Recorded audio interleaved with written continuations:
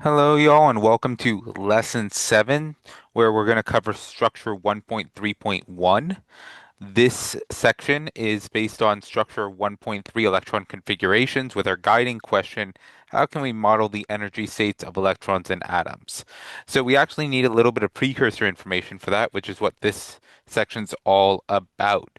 So Structure 1.3.1 covers emission spectra, how it's produced by atoms emitting photons when electrons in excited states return to lower energy levels. We'll talk about what that means.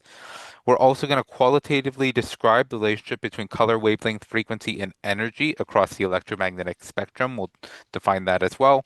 We'll distinguish between a continuous and line spectrum. And we do have this data in our data booklet anyways, but we need to learn how to use it. So before we really jump into the section, we need to know a couple definitions, starting with spectroscopy.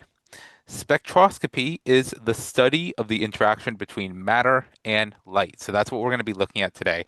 A lot of interactions between matter, our atoms, and light in the form of energy, or energy in the form of light.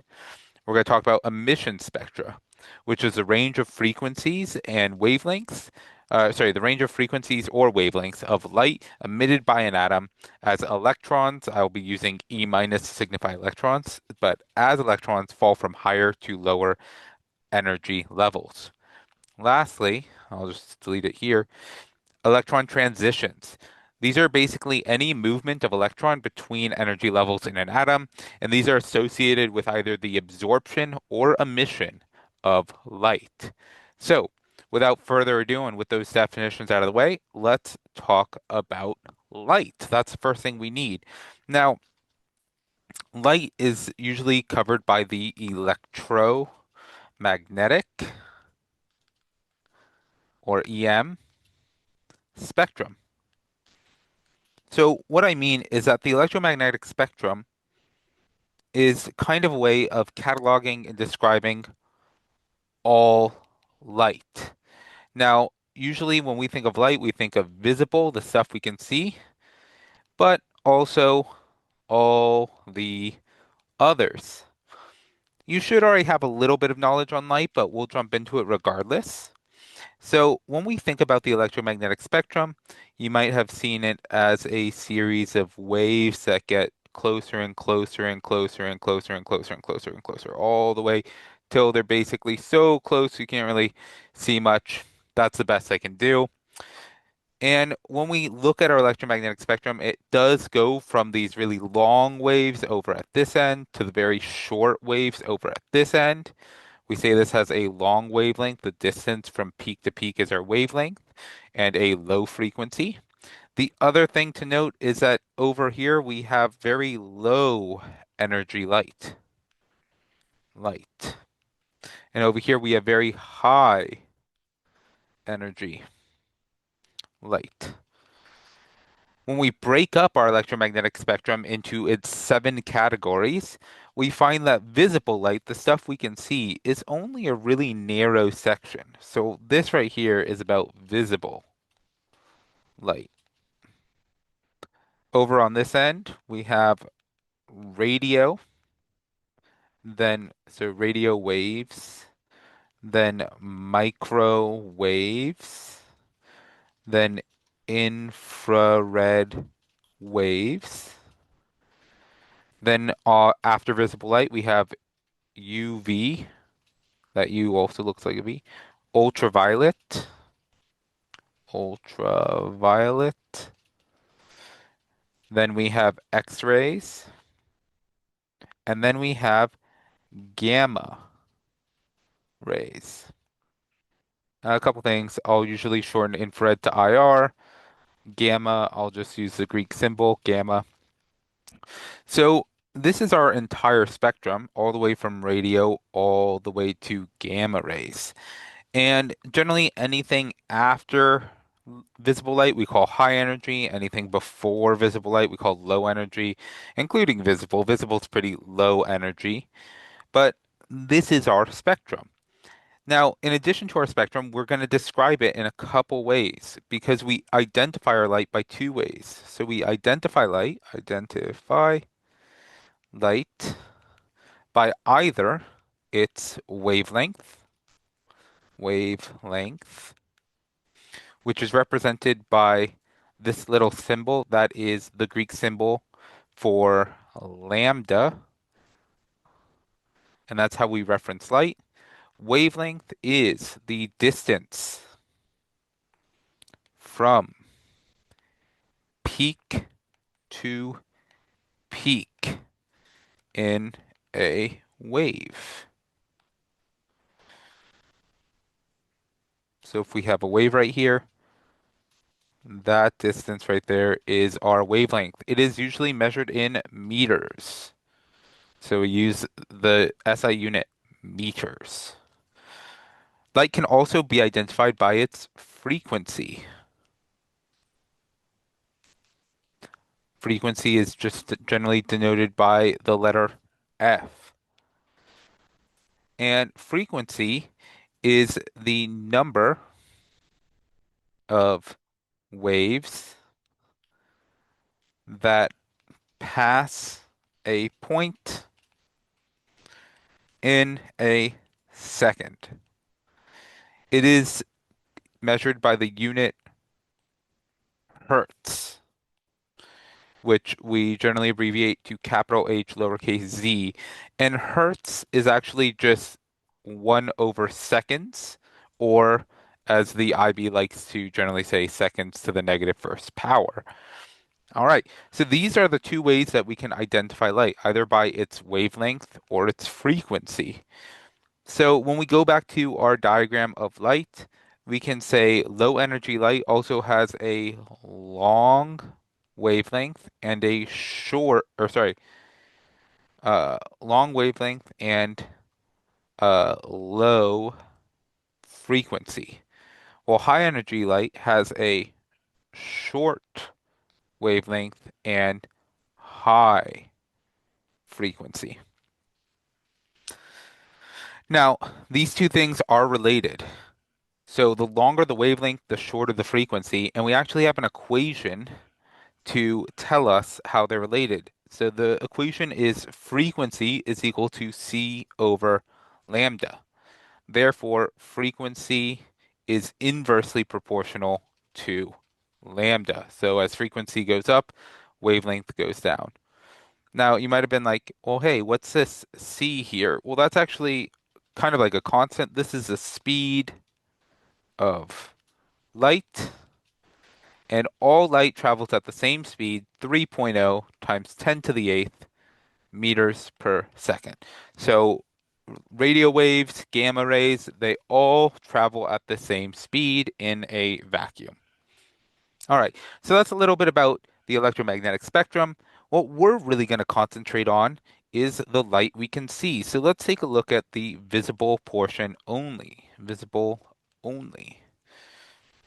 So if I have a section of visible light, just make a nice little box. We have red, orange, yellow, green, blue, violet. And on our red side, we have a wavelength of about 7 times 10 to the negative seventh meters. That's about 700 nanometers, if that helps. And on the violet side, we have a wavelength of about 4 times 10 to the minus seventh, which is about 400 nanometers. So any light within this range, we can see. We want to also make sure that we note that our red side is a long wavelength, a low frequency, and low energy, while violet is a short wavelength, a high frequency, and high energy. This is kind of why people say blue light's bad for you, by the way, because they say it's high energy. But in truth, just a really quick tangent, no studies have actually shown that blue light directly relates to any of the problems they say it is. It could be that it being on tech with a lot of blue light just gives you more rapid eye movement, makes you sore, but whatever. That's just a fun little Garcia tangents for you. But now that we have this, we can talk about the main section of our entire lesson, which is the actual emission line spectra. Line spectra. So we're going to be using specifically red, orange, yellow, green, blue, and violet when we talk about this. So how do we get some emission lines? Well, basically, the way this works is we have energy uh, is applied to gaseous atoms of an element. And what that will do is when energy is applied to those atoms, electrons will be excited to higher energy levels than fall and emit light. So we'll take an example right now. So why don't we start with like the simplest element, hydrogen. So we'll take a tube of hydrogen and we'll put some lightning in it, energy. And what's going to happen is it's going to emit light in the form of waves. And what we can then do is take those waves and run them through a prism. And when they go through this prism, that prism will split the light.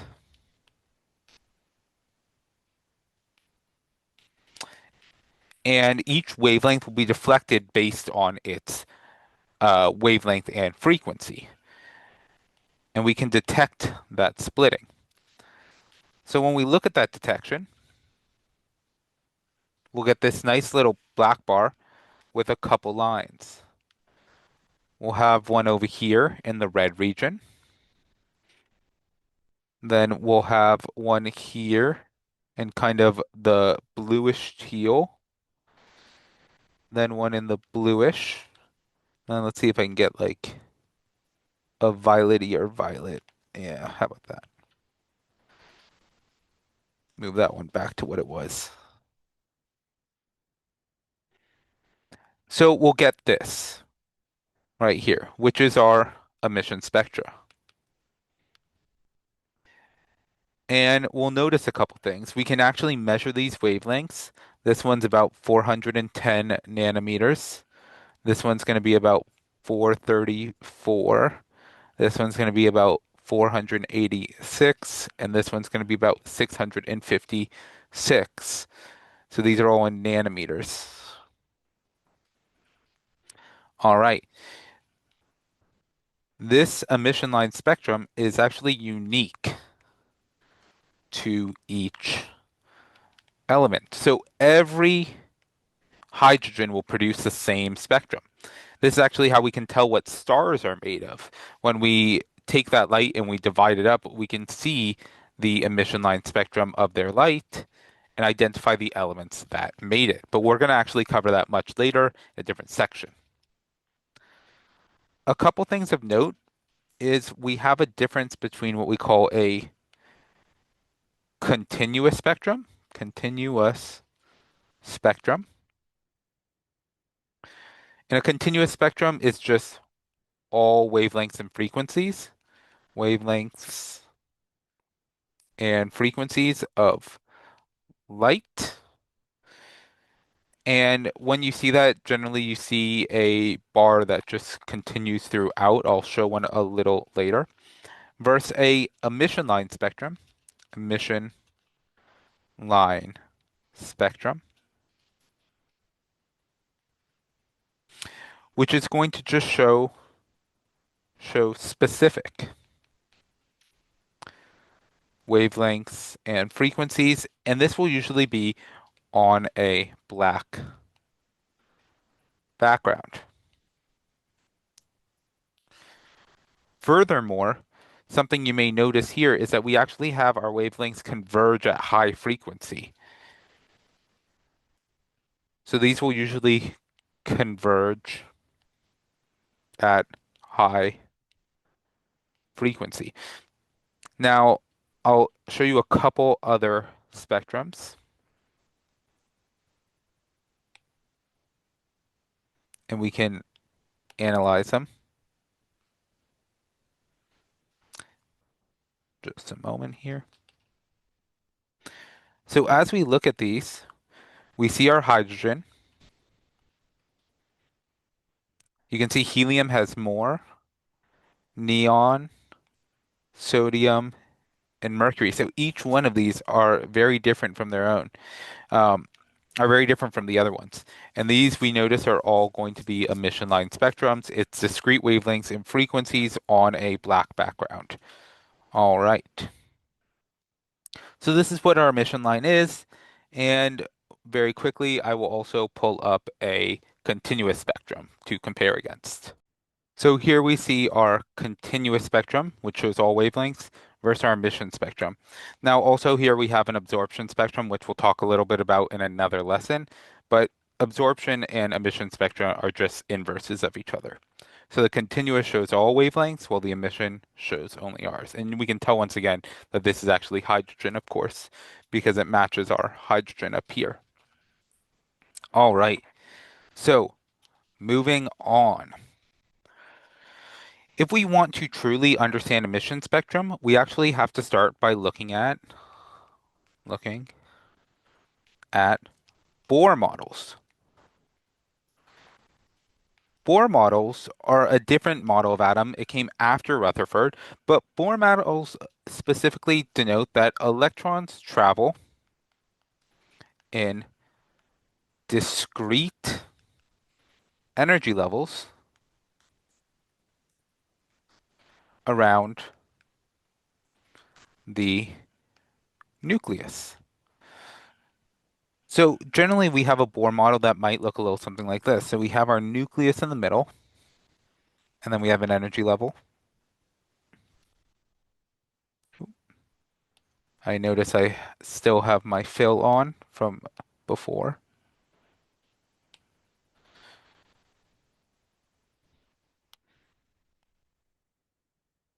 So I'm going to try and hit some key aspects of this. So it's going to take me a moment. I'll come back when I have this drawn.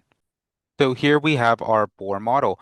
Now, a couple things you're going to note is that the distance between each ring gets smaller and smaller as we get further away. These energy levels converge.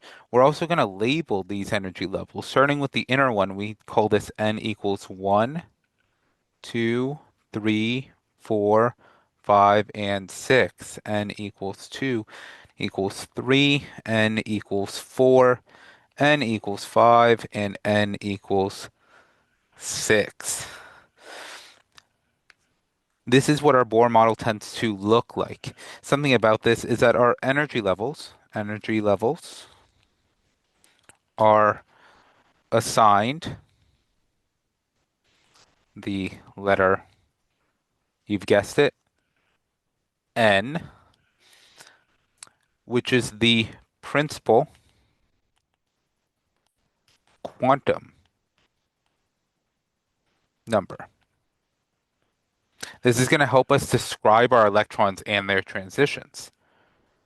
Furthermore, n equals 1, closest to the nucleus,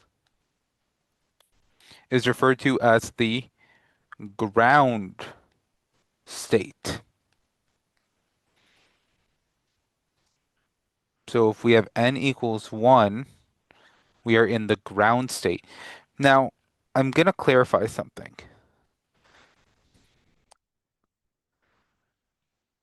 Electrons can be at the ground state in higher energy levels if lower levels are full. So we haven't fully described what it means to be full or not full as an energy level, but assuming that no more electrons can fit in n equals 1, any new electron would be in a ground state in n equals 2 if it had to. All right, furthermore, the closer to the nucleus, the lower the energy, which the inverse is also true. So if you're further, you have more energy. And lastly, electrons can, I'm just going to make some bullet points here. Electrons can move between energy levels by absorbing or emitting energy in the form of photons. If you don't remember the word photons from a previous science class, well, photons are just particles of light. Particles of light.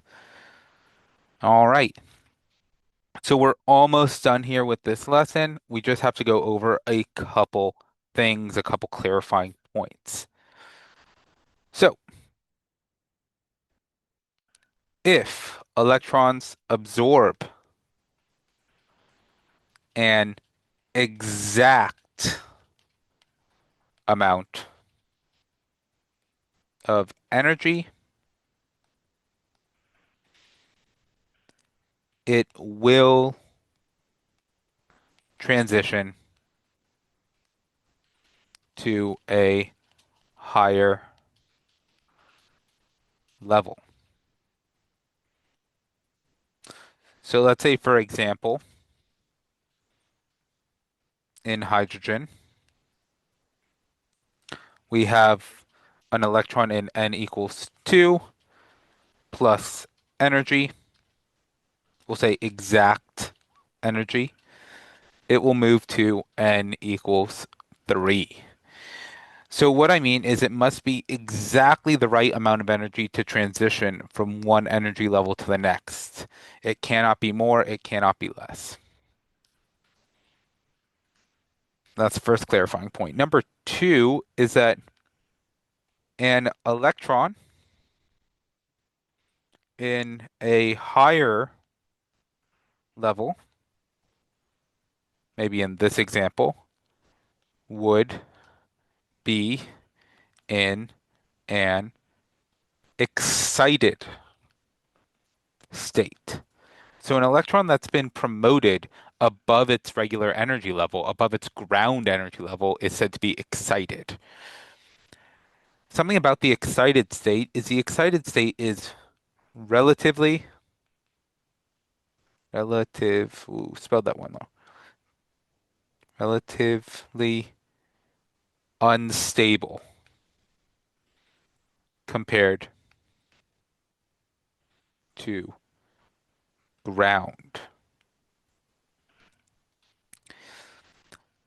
So if it's unstable, it's actually going to try and correct that. So the excited electron or the unstable electron will emit an exact amount of energy as a photon to transition to a lower state.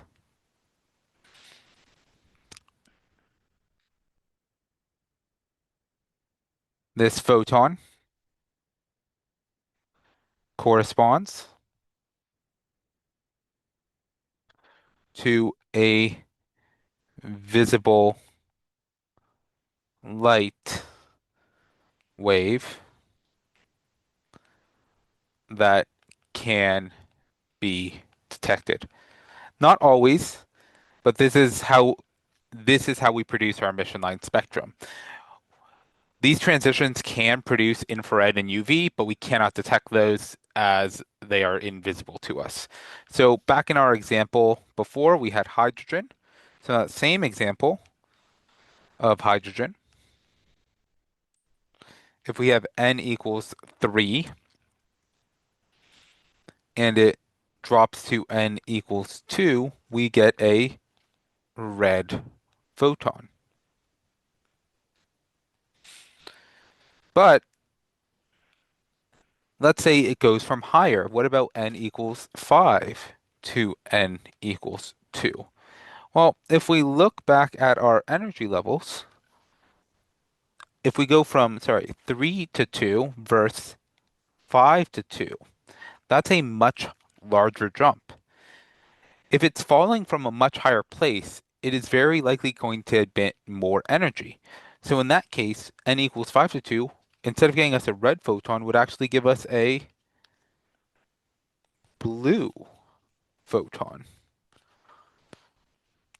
So larger transitions